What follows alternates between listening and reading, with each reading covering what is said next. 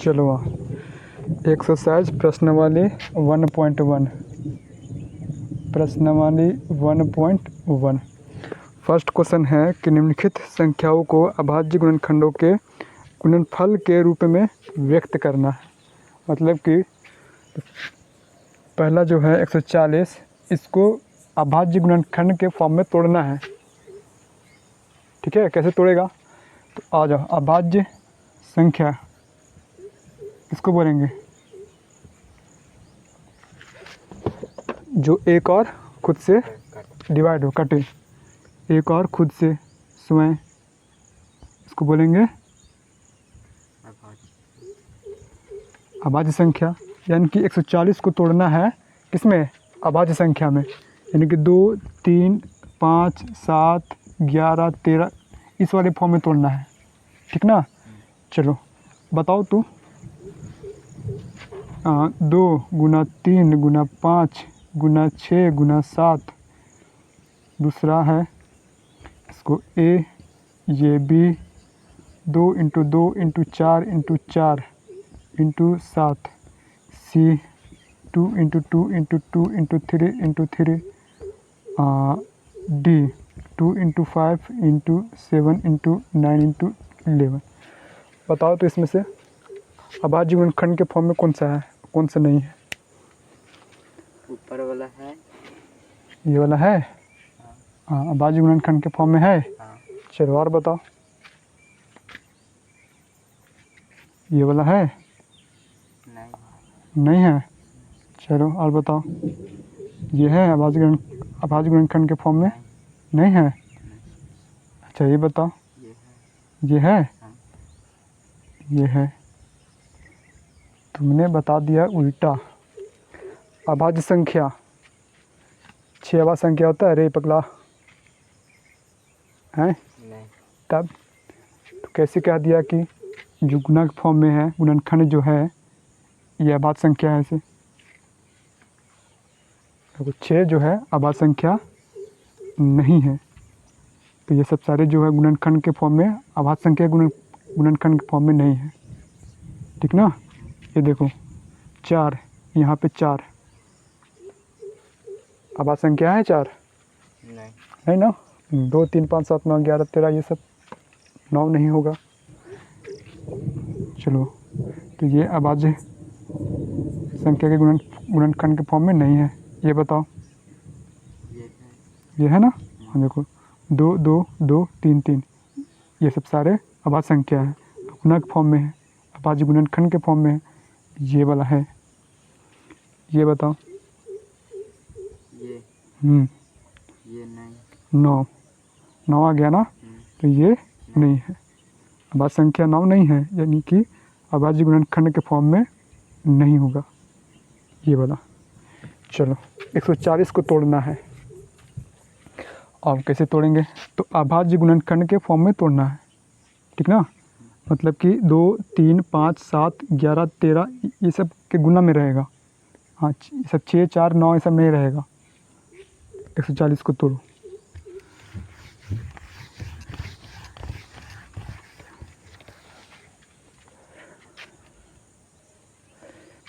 तो लिखेंगे आंसर, यहाँ पे लिखेंगे 140। तोड़ो इसको। 2 70, उसके बाद 2 कितना से? 3, 35, फिर 5 लगा दे। फिर बताओ। जब तक कि 1 ना आ जाए तब तक काम करते रहना। यानी कि हम लिख सकते हैं 140 का अभाज्य गुणनखंड, हाँ, बराबर 2 गुना 2 गुना 5 गुना 7। देखो ये अभाज्य संख्या है ना, सब सारे है कि नहीं है? मानो कहीं 6 आ जाता तो अभाज्य संख्या है ये? नहीं है 6, तो अभाज्य संख्या के गुणनखंड के फॉर्म में नहीं होगा। फिर चलो तो लिख दो इसको और सुधार करके। 2 के पावर 2 इंटू 5 इंटू 7 हो गया आंसर। यही सेम टू सेम एग्जाम में उतारना होगा, ठीक ना। चलो क्वेश्चन नंबर दूसरा।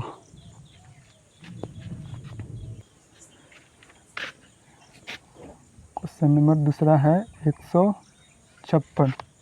इसका बनाना है अभाज्य गुणनखंड के फॉर्म में।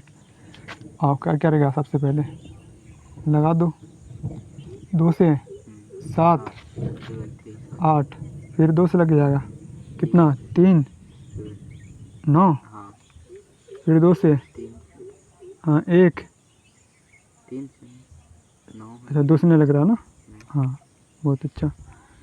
2 से नहीं लग रहा तो 3 से लगा दो, फिर 1 3, 13 फिर डायरेक्ट 13 से लगा दो, 1 आ गया। तो लिख दो आंसर में कि 156 का अभाज्य गुणनखंड बराबर कितना 2 गुना 2 गुना 3 गुना 13, ठीक ना। ये सब सारे संख्या अभाज्य संख्या है। तो हो गया आंसर। और चाहो तो और थोड़ा सा लिख लो सुधार करके, 2 के पावर 2 इंटू 3 इंटू 13, ये हो गया आंसर। वैसे लिख देंगे तो गलत हो जाएगा। कौन सा 2 ना ना ना, कैसे गलत हो जाएगा। चलो क्वेश्चन नंबर तीसरा 38 25। एक्सरसाइज 1.1 क्वेश्चन नंबर 1 का 3 क्वेश्चन क्या है, 38 25 का अभाज्य गुणनखंड के फॉर्म में लिखना है। लिखो फिर। तो यहाँ पे आंसर 3825 का अभाज्य गुणनखंड बराबर 38 25 लगा दो, किससे लगेगा, हाँ 2 से नहीं लगेगा, लास्ट में 0 2 4 6 8 नहीं है, 3 से लग जाएगा, जोड़ दो फिर 5 2 7 8 7 15 15 3 18 लगा दो फिर 1 3 2 6 फिर 2 7 फिर 1 फिर 3 से लगा दें, 3 चौके 12 4, उसके बाद 3 दूना 6, कोई दिक्कत, 5 4 9 2 11, 3 से नहीं लगेगा, 5 से लगा दो फिर 8 25 40 5 25 25, और उसके बाद 5 से कितना लग जाएगा, हाँ एक बार ना, हाँ 1 17, फिर लग जाएगा डायरेक्ट 17 से 1, लिख दो यहाँ पे 3 गुना 3 5 गुना 5 गुना 17, और सुधार के लिख दो 3 की पावर 2 इंटू 5 की पावर 2 गुना 17 हो गया आंसर। चलो चौथा क्वेश्चन फिर 5005 है ना।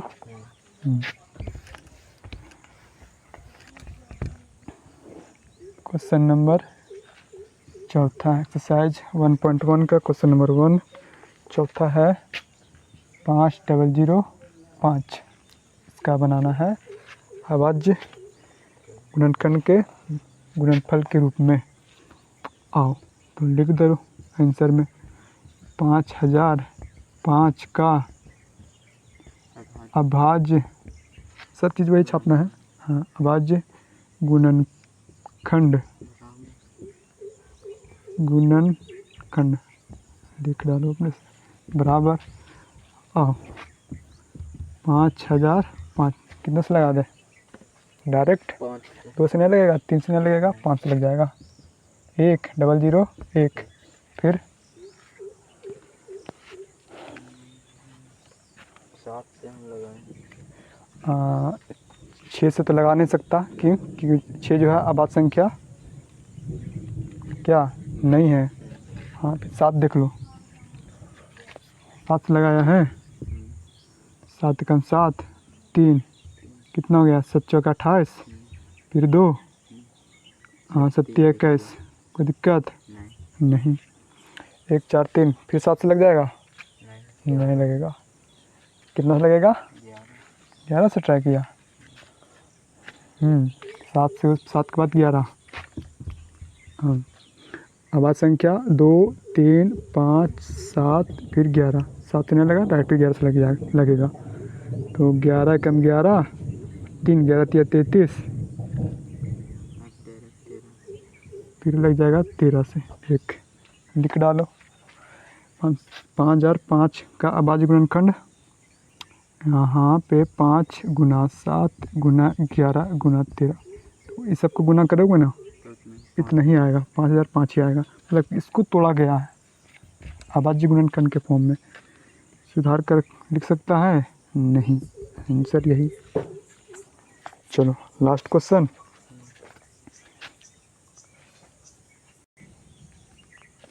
चलो लिख डालो आंसर। तो 7429 का अभाज्य गुणनखंड बराबर, तोड़ो इसको। तो 74 29 2 से नहीं लगेगा, 3 से नहीं लगेगा। हाँ, उसके बाद 5 से देखो, 5 में 0 और 5 होना चाहिए तब जाकर के लगेगा। 7 7 फिर 42 बच जा रहा। 8 से नहीं लगा सकते, 9 से भी नहीं लगा सकते। 11 से देख लो, 11 नहीं लग रहा। 12 से नहीं देख सकता, 13 से देख लो। 13 5 65, 13 6 78 65 5, ये भी नहीं लग रहा। सबसे अंदर चेक करना पड़ेगा। 14 से नहीं देख सकता है, 15 से भी नहीं लगा सकता, 16 से भी नहीं लगा सकता, क्योंकि ये सब सारे संख्या अभाज्य संख्या नहीं है। डायरेक्टली 17 देख लो। 17 चौके 68 लग जाएगा। 17 से 17 4, इसके बाद 68 पीछे 6 ना जी, कितना हो गया? चलो 74 29 को 17 से लगेगा, जो आएगा 437 उसको 19 से लगाएंगे, फिर 19 से लगाने के बाद 23 आएगा, डायरेक्ट 23 से लग जाएगा। ठीक ना? तो 74 29 का अभाज्य गुणनखंड कितना हो जाएगा? लिख डालो इसको फिर। 17 गुना 19 गुना में 23, ये हो गया आंसर।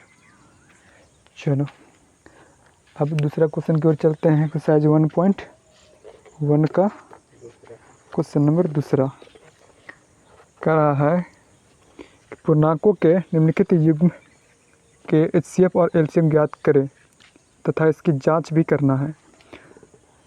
जांच करना है कि दो संख्याओं का गुणनफल HCF इंटू LCM क्या होगा। चलो सबसे पहले क्या करोगे? क्वेश्चन नंबर 1 है कि 26 और 91 का HCF और LCM पहले निकाल लेना है। ठीक ना? तो कह रहा है कि दो संख्याओं का गुणनफल बराबर LCF इंटू HCF होता है। HCF और LCM निकालेगा, उसको गुना कर देगा, और दो संख्या यहाँ पे 26 और गुना 91 देखना है दोनों बराबर है कि नहीं है। बनाए? चलो फर्स्ट क्वेश्चन है एक्सरसाइज 1.1 का क्वेश्चन नंबर दूसरा। 1 में है कि 26 और 91 का LCM और HCF निकालना है, और निकाल लेने के बाद फिर क्या कर रहा है कि जांच भी करना है कि दो संख्याओं का गुणनफल जो है HCF इंटू LCM के बराबर है कि नहीं है। ठीक ना? चलो अब बनाते हैं। देखो सबसे पहले आंसर 26 का अभाज्य गुणनखंड निकालो। लिखो ना, 26 और 91 का अभाज्य गुणनखंड क्या होगा? 26 का बताओ और 91 का बता दो। 26 को तोड़ो 2 से, कितना? 13। फिर 1। 26 का आया कितना? हाँ 2 इंटू 13। हाँ उसके बाद 91 का तोड़ लो। 7 इंटू 13, 13 7 91। हाँ अभाज्य संख्या के फॉर्म में होना चाहिए। 1391। तो निकालो LCM कितना हो जाएगा। LCM बराबर, चूँकि LCM बराबर कितना, LCM हाँ जो मिलेगा वो भी लिखना है और जो नहीं मिलेगा वो भी लिखा था LCM में। हम लोग जब बेसिक कर रहे थे ना तो समझे थे हम लोग LCM कैसे निकालते हैं। जो मिल गया उसको भी लिखा जाता है, जो नहीं मिलेगा उसको भी लिखते हैं। 2 × 13 तो 2 × 13। चलो HCF महत्तम समापवर्तक जो मिल गया सिर्फ वही HCF हो जाता है, और नहीं मिलने पर सिर्फ एक, कुछ नहीं मिला तो एक ना, एक रहता है ना। तो नहीं मिलने पर HCF 1 होगा। तो मिल रहा ना 13 और 13 ऊपर में है, दोनों में है ना कि नहीं है, तो 13 हो गया HCF। और LCM कितना हो जाएगा, 13 दूना 26, 13 13 कितना होता है जी 169। हाँ 169 इंटू 2 कर दो, कितना हो गया 9 दूना 18 के 8 हाथ में 1, 6 दूना 12 13 और 2 कम 2 और 1 3, तो नहीं आएगा। हड़बड़ी में मिस्टेक हो जाएगा। देखो एग्ज़ाम में इस तरह से मिस्टेक करेगा तो बाहर ही मिस्टेक होगा तो साथ नंबर ही नहीं मिलेगा। जो मिल गया लिख दिए 2, उसके बाद 7 बचा ना, 7 यहाँ पे, यहाँ पे 13 उतार दिए थे, इसी कारण दिक्कत हो गया था। हाँ 13 7 91, 91 दूना कितना 9 दूना 18 और 2, तो LCM निकल गया 182 और HCF निकल गया 13।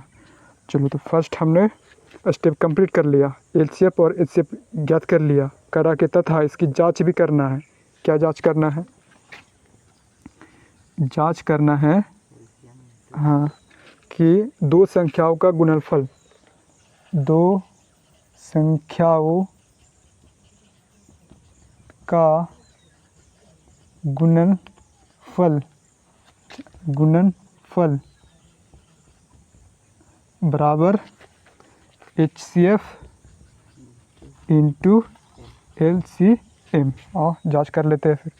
दो संख्या यहाँ पे कौन सा दिया हुआ है 26 और 91, तो गुणनफल का मतलब हाँ गुणा करना, दोनों को बीच में गुणा रहेगा, ठीक ना। योग रहता है, योग लिखा रहता है योगफल, तो जोड़ तो प्लस करते, ठीक ना। अगर अंतर रहता तो माइनस। चलो तो गुणनफल कर दो। तो देखो इसके बाद यहाँ पे 26 गुना 91 और HCF कितना लाए हम लोग 13 और LCM कितना लाए 182। देखो तो दोनों को ये करो, सॉल्व करो, देखो इक्वल आ रहा है कि नहीं आ रहा।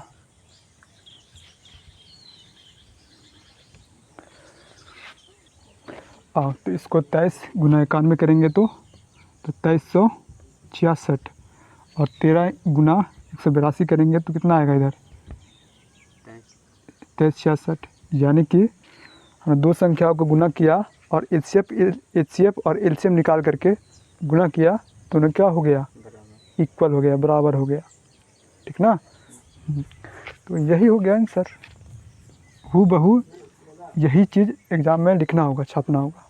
जब आएगा पूछेगा कि 26 91 का LCM और HCF निकाले तथा जांच भी करना है कि दो संख्या का गुणनफल बराबर है HCF गुना HCF इंटू LCM का। यही चीज़ आंसर लिखना पड़ेगा वहाँ पे हूबहू। चलो एक्सरसाइज है 1.1 का क्वेश्चन नंबर दूसरा क्वेश्चन है कि 510 और 92 का LCM और HCF निकालना है, साथ में जांच भी करना है, ठीक ना। तो 510 आंसर में लिखो 510 और 92 का अभाज्य गुणनखंड, इसको तोड़ दिए पहले। देखो 2 × 3 × 5 × 17 टूट गया 510।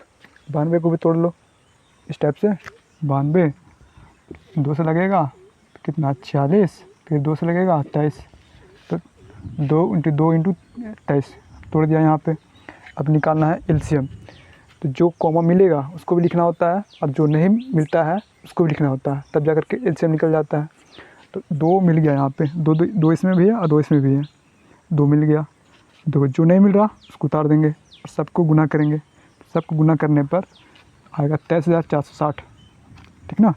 HCF यानी कि HCF कैसे निकलता है, दोनों में कॉमन जो मिलेगा वही HCF होगा, और नहीं मिलेगा तो एक हो जाएगा।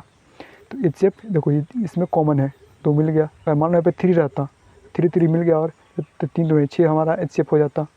चलो, तो LCM और HCF निकाल लिया हमने, अब जांच भी करना है। तो नेक्स्ट स्टेप है जांच करना। दो संख्याओं का गुणनफल, दो संख्या हमारा 510 और 92 है, 510 और 92 हमने गुणनफल कर दिया, दोनों को गुना कर दिया। और इधर है LCF और HCF, दोनों को गुना करना है, गुना हमने कर दिया। हमारा HCF 2 और LCM 28460, इसको गुना करें तो ये आएगा 46920, और इसको भी गुना करेंगे 46920, मतलब कि दोनों क्या हो जा रहा, इक्वल हो जा रहा। LCM और HCF का गुणनफल दो संख्याओं का गुणनफल के बराबर हो जा रहा। यही हमारा आंसर हो गया, ठीक ना। चलो क्वेश्चन नंबर तीसरा चलते हैं।